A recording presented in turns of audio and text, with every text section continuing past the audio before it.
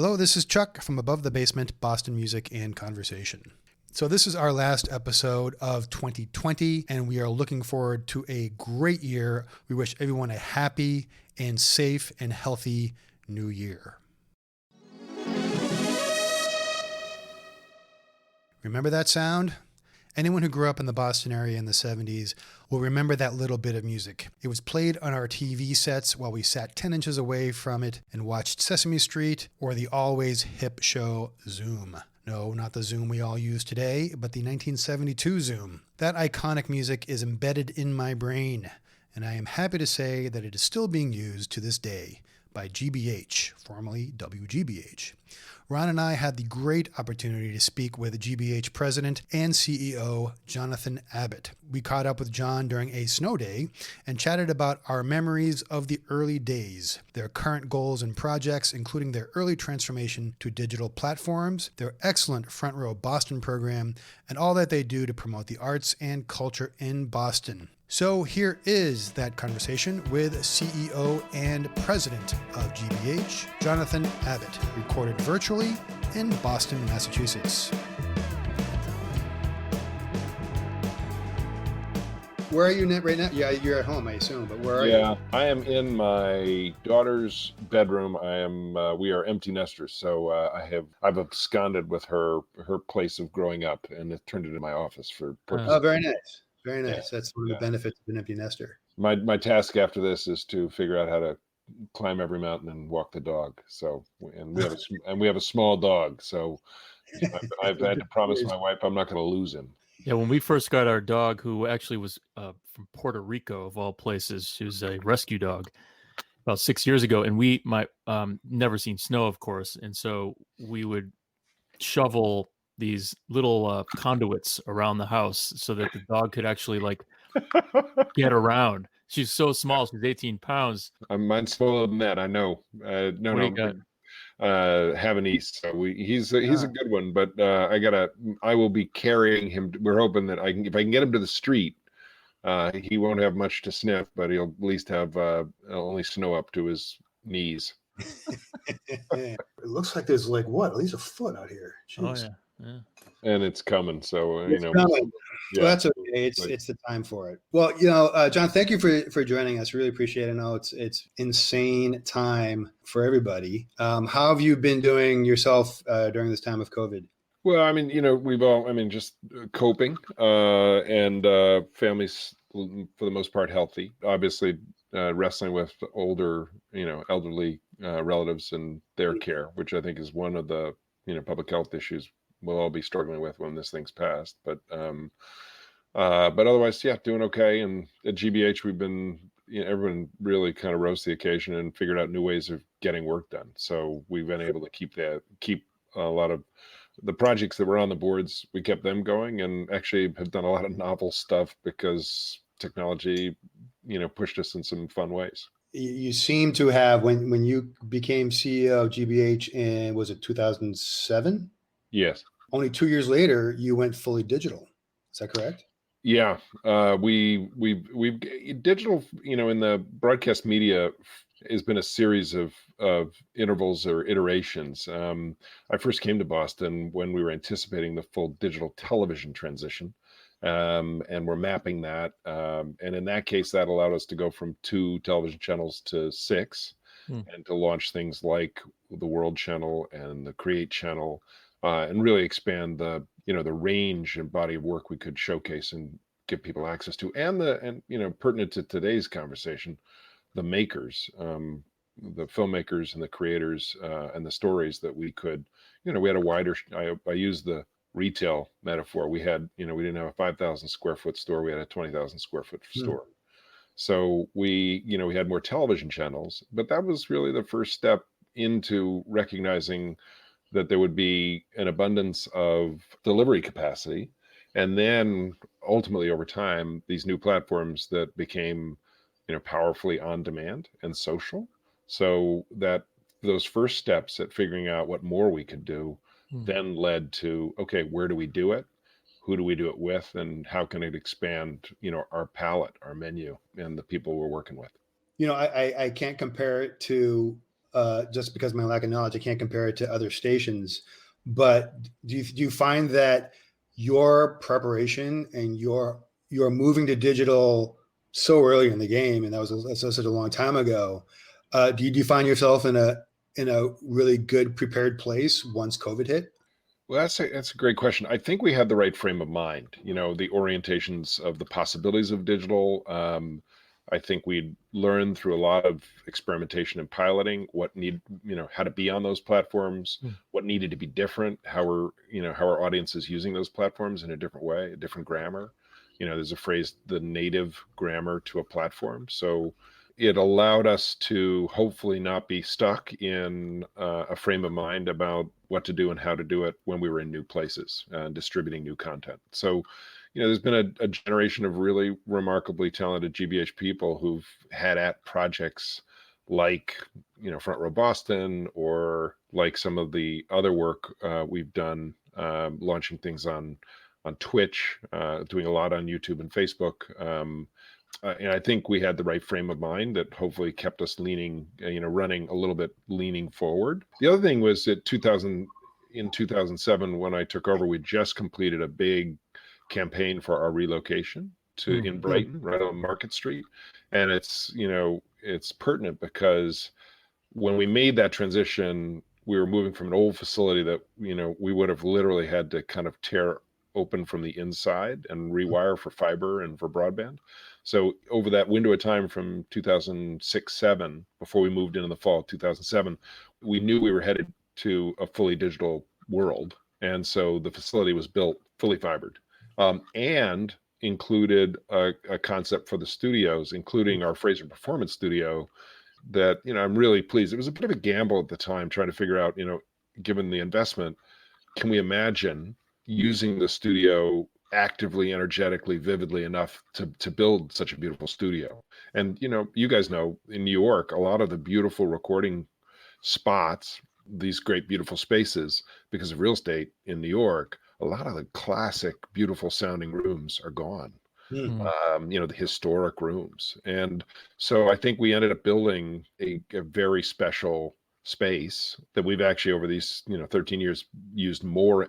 I'm grateful to say more and more. And when we built it and outfitted it so that it wasn't just audio, but it was video. So it's allowed us to leverage it, tied to a more ambitious music agenda than we've ever had before. I've never been to the Fraser, and I have to go sometime. I've been to GBH a couple times.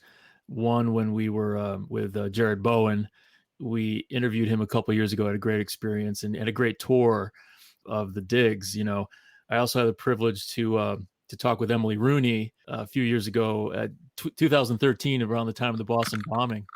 I work at Mass General. My day hat is a physician in rehabilitation. You talk about pivoting. You talk about the what Chuck said about you guys being prepared in 2009 to have the digital culture before something like this incredible pandemic takes effect. Telemedicine's been going on for years.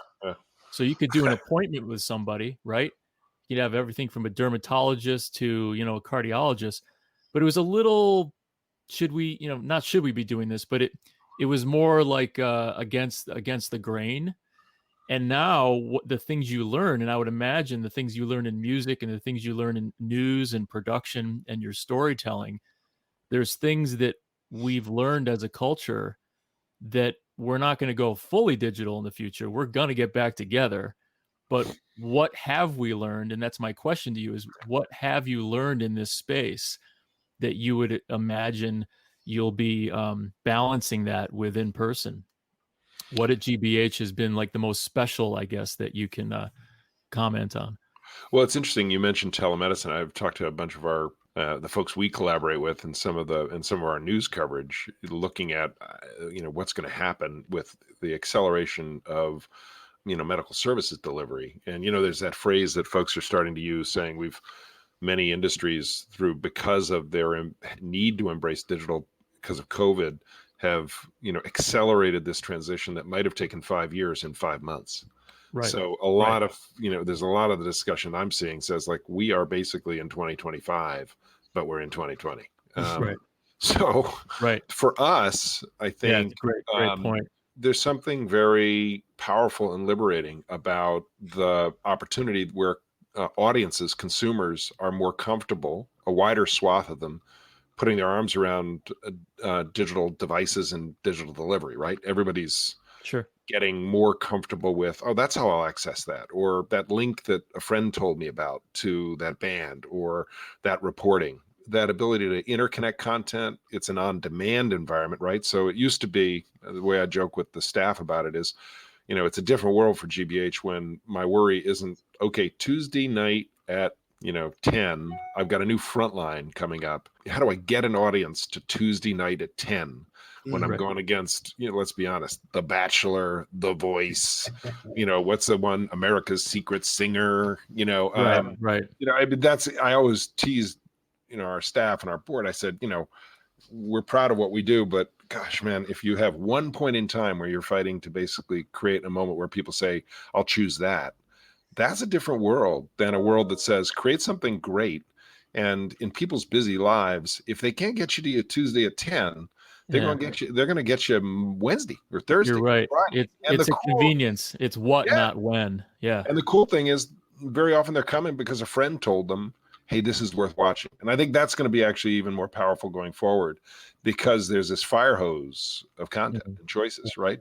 And you guys probably see it in the context of, music and bands, and how do people, find bands, and how are new acts recommended, and how do people get excited about them? Well, they're going to rely on friends and critics, kind of saying, pay attention. So that's a big change for us. So Frontline, for example, we'll premiere something at 10. It'll go up on the PBS streaming player. And then in the next week, we'll have then again almost as large an audience.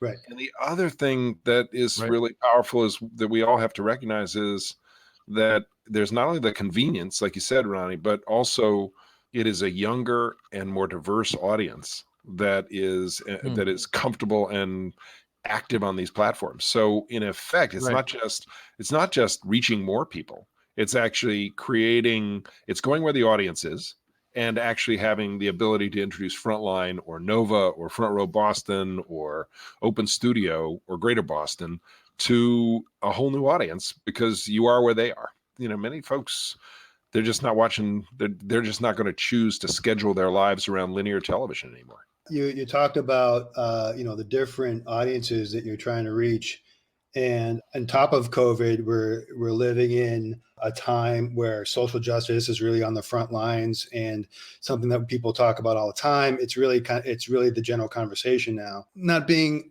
extremely well versed in the history of GBH, but I always have felt that I grew up in Boston. I grew up with Zoom and Sesame Street, and all the Channel 2 was my channel when I was a little boy.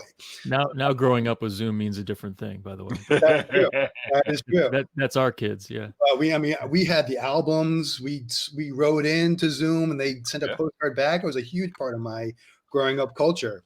But I think social justice and social equity has always been at the forefront of public television, especially GBH. I'm wondering, was there a pivot once this really started becoming to the forefront, or was this just business as usual? You're just like, we're already there.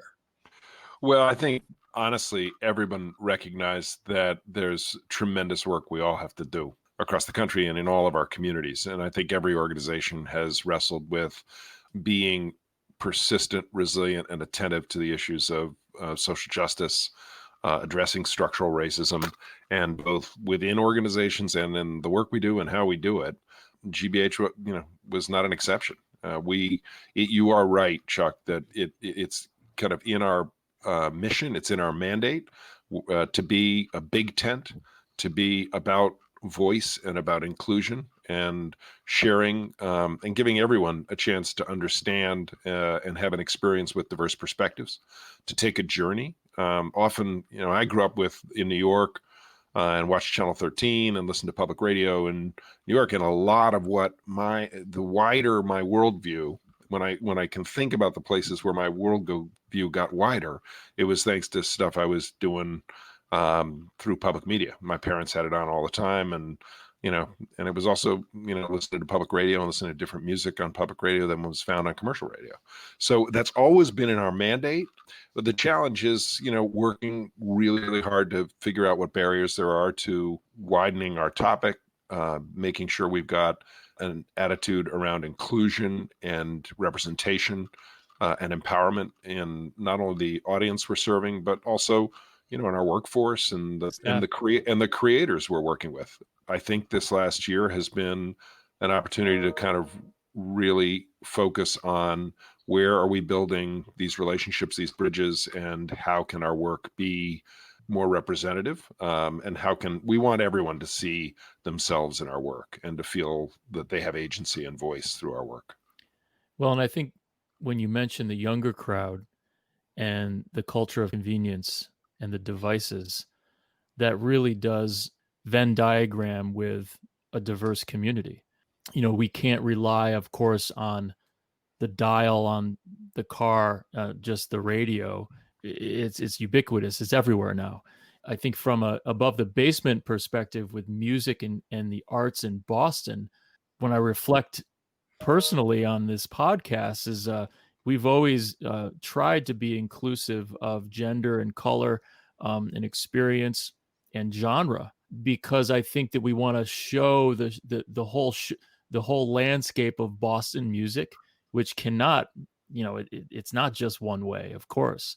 It's not just one subculture. What I think is very interesting at GBH and other platforms like that or other stations is that there's a responsibility to show it and for people to hear it, but to see it. And a lot of times that comes in arts. So it's not just the stories about the people, but it's actually the singers, the actors, the folks that are creating visual arts, and how we reflect on their own culture is key. So I don't really have a question there, but I guess I really respect what you guys do, because that is the voice of not only Boston, but it reflects nationally as well. Well, we're kind of hoping that one aspect of what we're hoping to accomplish is being a point of introduction, right? We talked a little bit about curation and about how people find things. You mentioned Jared Bowen earlier, the commitment to very young in his journalism career, and Boston was losing a lot of the arts reporters and cultural reporters at the papers were taking the buyout as the newspaper industry contracted. And we made a commitment with Jared to say, we want to be attentive and steady in our coverage. And I think, and that's one of the things we wrestle with, is how can we build out talent on the team that spends enough time in a space to kind of have the connections, understand the issues, continue to broaden the lens. So that's been a great thing about Jared, that then set us up for Open Studio. So Jared was reporting and doing that on television. And then when, we built GBH Radio and built out GBH Radio more in the news and talk format and found that success, Jared could get on the radio. And then ultimately it became rather easy, tied to some also issues with technology, to build out Open Studio. Cool thing about Open Studio, by the way, is that I love about the public media system. We are three having this conversation about what GBH is doing in Greater Boston and New England. But the interesting thing is the public media system all around the country, there are hundreds of public radio stations, public television stations, each, locally community owned and controlled, right? So we're the largest distributed news network in America now. And what I love about it, now it's a profoundly Jeffersonian model, because we got to make it work in every community with community support and accountability. But if I could tether it to you, so now over the last 10 years, back to where Chuck was at, you guys were asking about, like, what did it mean to be digital? Those stations, our stations, we talk and compare ideas about making that transformation together. So there's more sharing among those stations, because we each from our parts of the country have something magical, or inviting or inspiring to share. So I'll give you an example with Open Studio. Open Studio is one of many programs like it in parts of the country, and all of us share our pieces. So Jared's pieces, when the ART is doing something mind-blowing, or the ICA, or if there's an artist who's doing something in the South End that is of, frankly, significance and national importance, we'll put it into the bucket, into the basket. And so while we're airing it in open studio, colleagues in Philadelphia, Seattle, San Antonio can be putting into their version of that program. In these times, it's one of the powerful things about the public media system. We're like a pointillist painting of all of this going on all around the country. In the case of Front Row Boston, our music series, it's similar. That's a partnership with NPR Music. So NPR and we and PBS, we can all be looking at this whole system of stations that each are innovating and trying to connect with creators in their communities. So we end up having a wider swath of representation and opportunities to access great artistic work from all around the country. And I think it's one of the things that in my work, I know I'm going to spend the next couple of years doing more work on, which is helping, I think, frankly, coming out of this election year in 2020 and a year in which the nation felt pulled apart,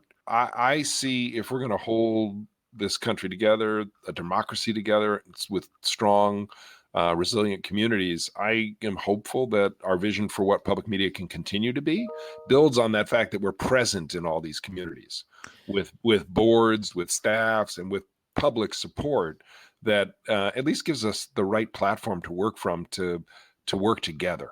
Yeah, it sounds very symbiotic in the fact that the Philadelphia, Boston, like NPR local will have the platform, like you said, and have the swath of the megaphone for like the story in Dorchester or the story, locally in Philadelphia. But at the same time, the national platform, they need those feelers out into all of their subsidiaries, right? So they can't be the lens for everywhere. It's sort of like government. You have to work together with the local and the state and the national government. That must be a great marriage. It can't be that easy to explain in one podcast, but how does that actually work, where you must get a sort of a competition for air, I would think, but they're also looking for stories. So does the national front sort of make the decision along with the local? Like, how does that actually work? That's a great question. Well, so we're each we're developing a relationship. We pitch into NPR for the news magazine programs, Morning Edition and All Things Considered, which are the two most listened to radio programs in America now, spoken word, news programs. We pitch in, and it's, relative to the time and moment, if your piece is good enough and it's and that news team decides that editorial team decides that can make it into the work, it's there. Same thing with the NewsHour on PBS, whose audience has grown nearly 30%, frankly, in the last 14 months.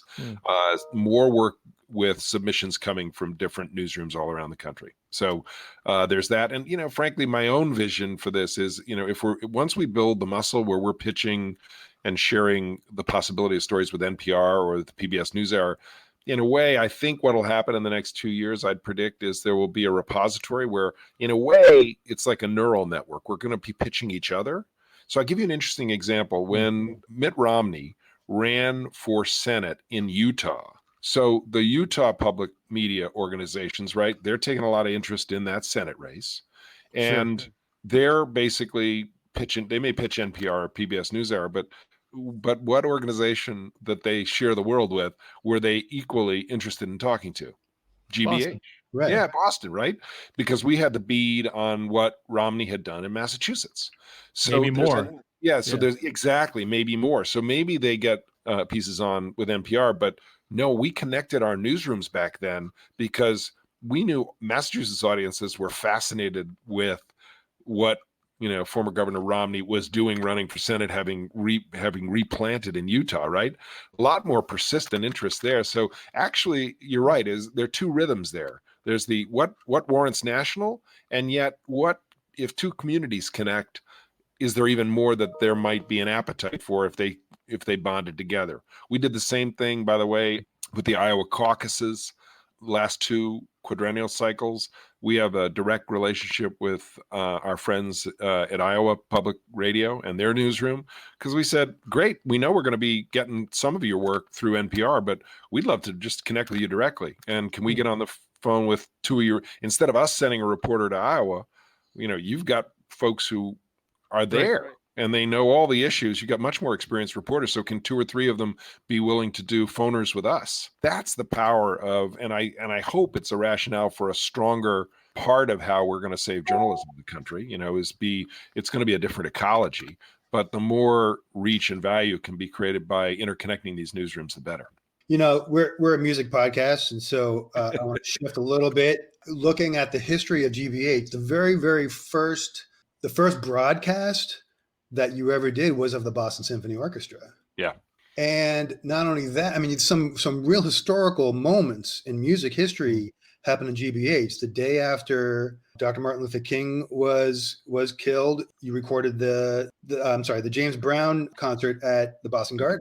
The Garden, yeah. Which is a real seminal moment and a dangerous moment in history in Boston at the time. And that kind of really calmed everyone down a little bit, being able to have that concert go on. I think with Mayor White was mayor at the time, I believe. I have to see that.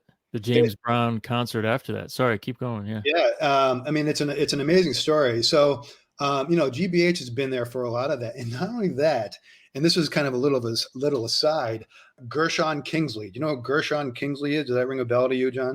I don't know where he gets his stuff. He wrote the theme song to GBH. Now I knew. The name sounded familiar. Okay, so the famous, as we call it, the buzz blurb. Yeah. The sting, as we call it. Yeah. It's exactly Wait, are you talking about? Can you sing it for me, Chuck? Well, I actually have it on my iPhone here, and so I'll play it for you. That's a Moog. That was in my brain as a kid all the time. Anyways, that's a famous sounding little. You were always cutting edge. That's what I'm trying to say. Well, and you're a little kid too. I mean, you remember these things; they're imprinted in your brain forever. The great thing about coming to GBH, I had been in the public media sphere in other cities, but had worked with GBH people all the time, and it's always been a place about experimentation and people going off into parts of the building and woodshedding something that all of a sudden it becomes something. So that we were also the home of the new television workshop, experimenting when video. There's Namjoon Paik and a lot of fascinating experimentation with video art and in fact trying to create more access to video art by in effect figuring out how it fit a broadcast paradigm. So that's been that's the part about GBH that keeps me totally pumped is and frankly about the public media sphere is to meet the mission we have is kind of leaving plenty of room for folks to come forward with ideas. And Chuck, you mentioned music, and a point of some pride for me is Front Row Boston and the fact that grew up somewhat similarly. Teammate Greg Shea had worked at the American Experience and wanted a different, was excited to start making some of his own films and experiment in some ways. And we really wanted to figure out how and create a bigger embrace across the organization of short form video. So Greg basically started experimenting with different teams, illustrating how with the prosumer technology that was going to be rapidly available, how we could do new things faster. And he just put his head at a range of ideas. And one of them ended up being, we'd love to do more in the music space. We have a great tradition, particularly deep in classical music and jazz, but this is a great scene in Boston. And, there had been a lot of change to the scene, but still we knew the artists were there. How do we connect with them? So, those earliest efforts to collaborate with the clubs and with the artists. One of the things that's really important to me and to all of us is when we're working with an artist, I think a lot of it is around trust and coming to the table and saying, what can we do that fits where you're going or like where what drives you? Not making something and trying to fit an artist into a box, but just basically kind of following their slipstream or doing something that catches them in their moment. And so with the clubs working, audio off the board and then figuring out an experiment in which we could be shooting video in the clubs with up and coming artists, the ability to be after the music video industry had totally changed, to be there with more young diverse artists and figuring out ways in which we could be creating more work that we would share with the artist and could become an asset for the artist. And that's kind of the early genesis of Front Row Boston. That was Greg and a team of people.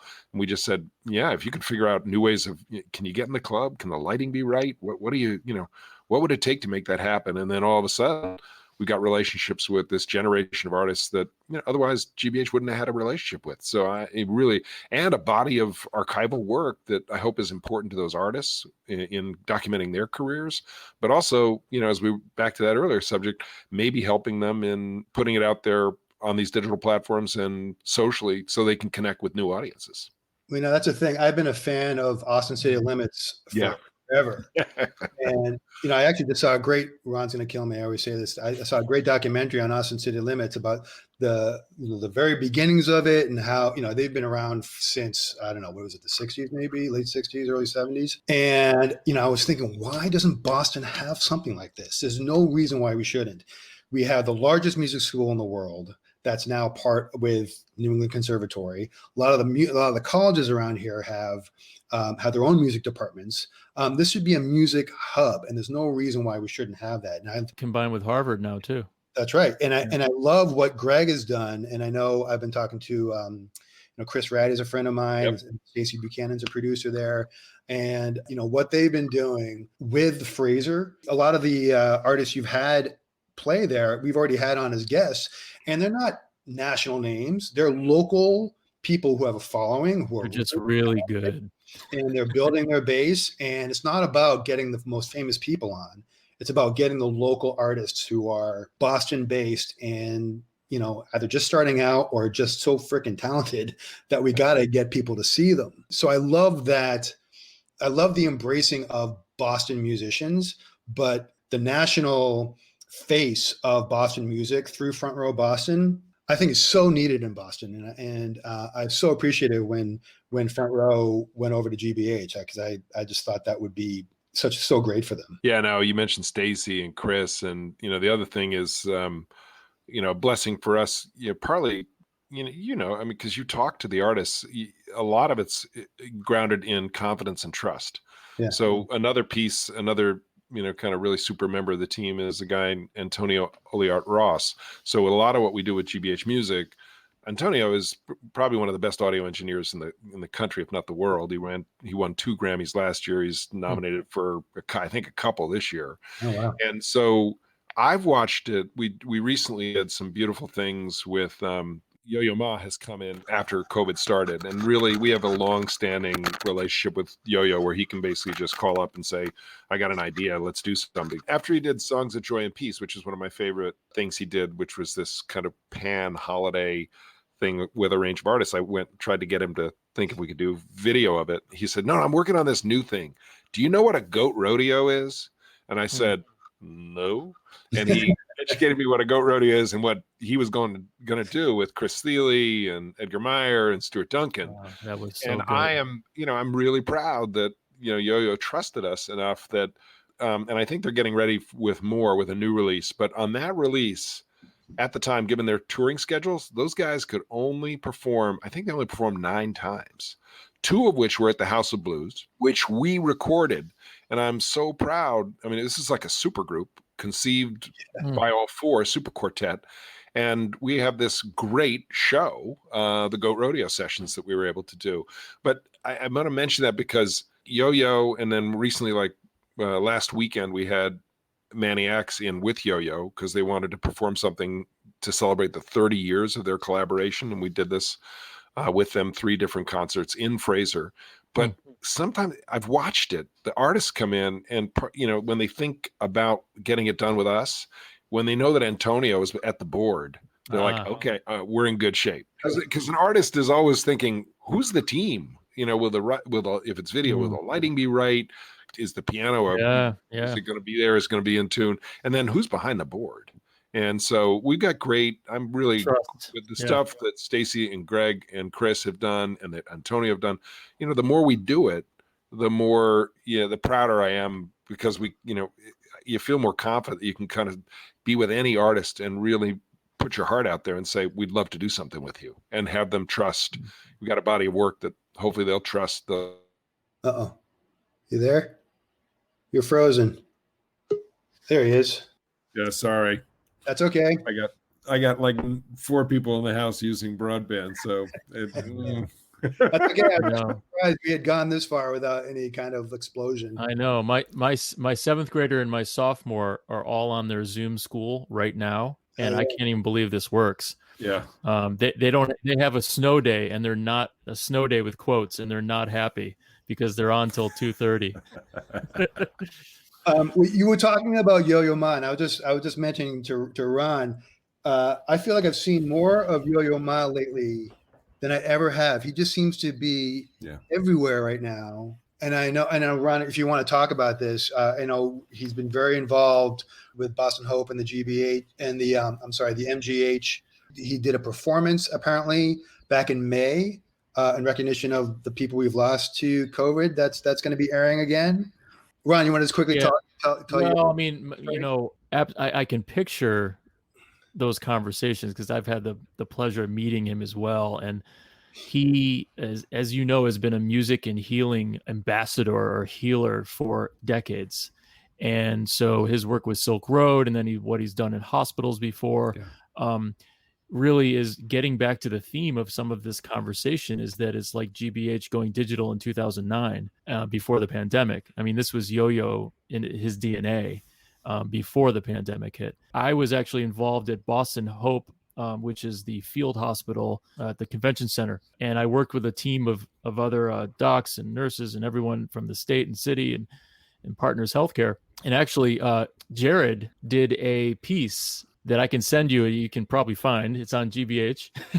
And it's about the music and healing interface for COVID patients. And this was in May. He did a wonderful job, and he interviewed me and Dr. Lisa Wong, who is have you heard of Lisa? Or you know? Yeah, she's brilliant. She was on our show at Above the Basement. She's a brilliant thinker and a good friend of Yo-Yo. So anyway, he came on and did this beautiful staff two-way connection where he played for us, for the staff at Boston Hope, just like he did at Mass General. And he listened to us and he performed and he just took it all in. And you know what? Nothing was broadcast. This was not about him doing something. This was just from the heart and healing a group of people that were all in this and the uncertainty and fear. And I can't tell you there was not a dry eye. I mean, it was beautiful. So that's my experience through that. I can only imagine. And I want to say that, you know, you have you really have that responsibility, and that's what we appreciate, whether it's through Yo-Yo Ma or others. I mean, that's the platform that you can provide many people for that healing. So, gosh, I mean, Yo-Yo is one of the most special people on this earth. Honestly, one of the most compassionate and genuine communicators that I've ever met in my life. We are so lucky that he's here in Cambridge and part of our community. But, you know, Ronnie, you're right. You know, I always say to friends around the country when we do work with Yo-Yo, and they go, "Is he that remarkable? Is he really that way?" And I said, with Yo-Yo, it is what you see is absolutely what you get. And then when, like you're saying, Ronnie, when you actually add up all the places he is, all the things he does, his love and generosity to so many other fellow musicians, community people. I mean, just he is giving of himself to the world in ways that I just think he's, you know, just a gift, truly a gift. So when our team knows if Yo-Yo comes in and says, "I'd like to," you know, it's like I always tease him. I said, "You had me at I." We should all recognize in our New England community that we're so lucky he's our neighbor. You almost forget he's a musician. That he has the technical and the amazing skill as a cellist. He's a brilliant thinker and a musician. So that's what's so special too to me. Well, when he wanted to do the Bach cello suites, we just took for granted that he'd handle his part, and we had to figure out we had to make the studios COVID safe. So we went with robotic cameras. We did the pre-lighting. He signed off on and then Antonio sat behind the board, right? And then we managed the cameras from a different room on robotics. So we basically set the room, then stepped out of the room, waited a period, and then Yo-Yo walked in. And from the moment he played, I mean, this is the full suites. And he just sat alone in Fraser and did this. We had it up on YouTube, probably just shy of 1 million people have seen it. But it was his gift. He just wanted to do something early on in the tragedy of COVID as something to heal. Yo-Yo was on Sesame Street when he was a young man. So he's always been involved with GBH. Yep. That's right. And he was on Mr. Rogers. That role of, that sense of him as a teacher, as an example about the way to be in the world, he's had from a very young age. To follow up on your automated cameras, now this is something that has been going on for a 167-year tradition. Oh, yeah. Of the Handel and Hayden Society doing the Messiah. That's an amazing number of years. And, I was listening to, I think you just posted something this morning about it, actually. Yeah. And it's a really interesting little documentary about it, how everyone has to leave the room. The cameras are automated. You have special masks for singers, which I don't know if they're invented specially for this or not, but Yeah. And I remember the guy, I can't remember who you were speaking with. Maybe it was the director of it, who said, there is no way in hell I was going to be the one who screwed up the 157-year record of having this done every year. So that's coming up this weekend, right? Yeah, I think, oh gosh, I should know off the top of my head. I think it's either the 20th or 22nd. So it's called Messiah for Our Time, and it's done in collaboration with the Handel and Haydn Society. And you're referring to David Sneed, who's the executive director. And, I would say I loved it the way you were both talking about the Boston music scene. And we have a great community, a great fabric, and a lot of talent.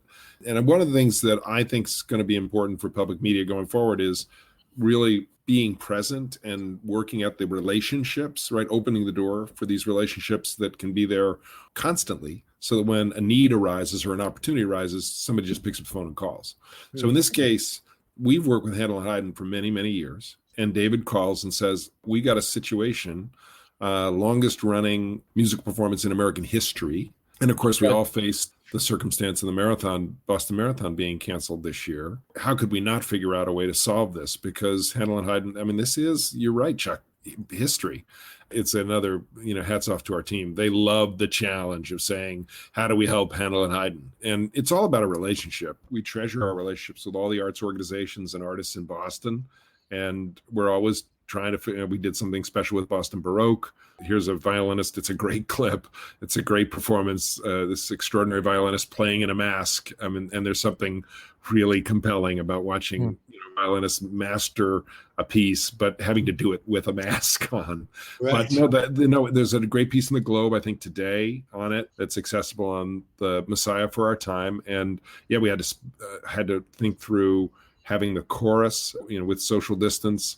Antonio had to figure out, how to lay on tracks so that we could create the mix. And then, for Liz Chang and Tony Riddell, who worked on it, the opportunity of trying to figure out as a visual form, as a program, how to make it fascinating and interesting and engaging with shots of Boston.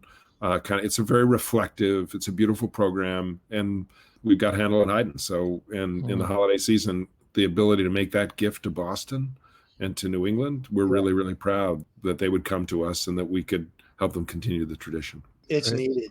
They're craving music. There was just a recent collaboration between the BSO and Boston's Still Gold. It's a rap hip hop band.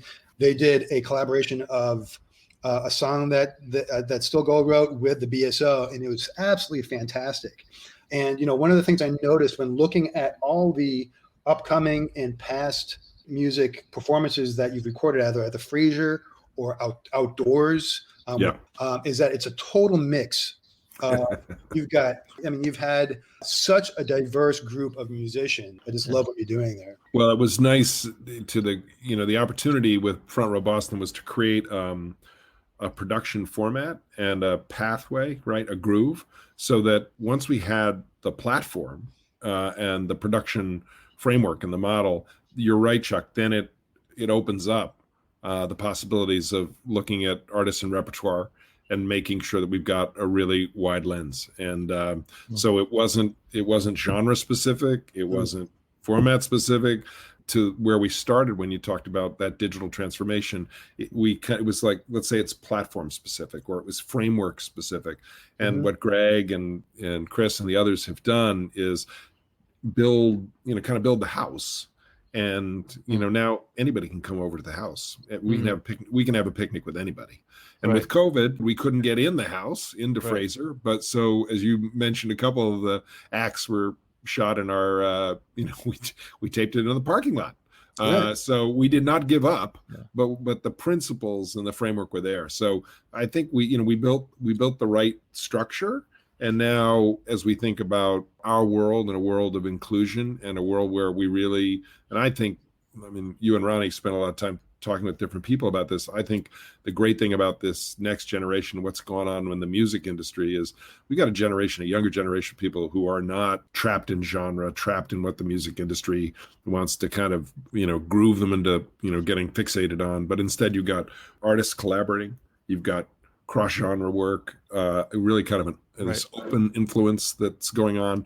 So it's kind of wide open. And I think that befits the world we want, in the way we all want to live and connect more widely and deeply and broadly. So I'm glad it's a structure, and I'm excited that the team has managed bookings and priorities around a wonderful range of artists. And I'm hoping that we also, with Front Row, at least are doing our part and Ronnie was getting at this, which is, if we're going to have a vibrant scene, we all have to really connect and support the artists and get out. And when we can get back to venues, get to performances.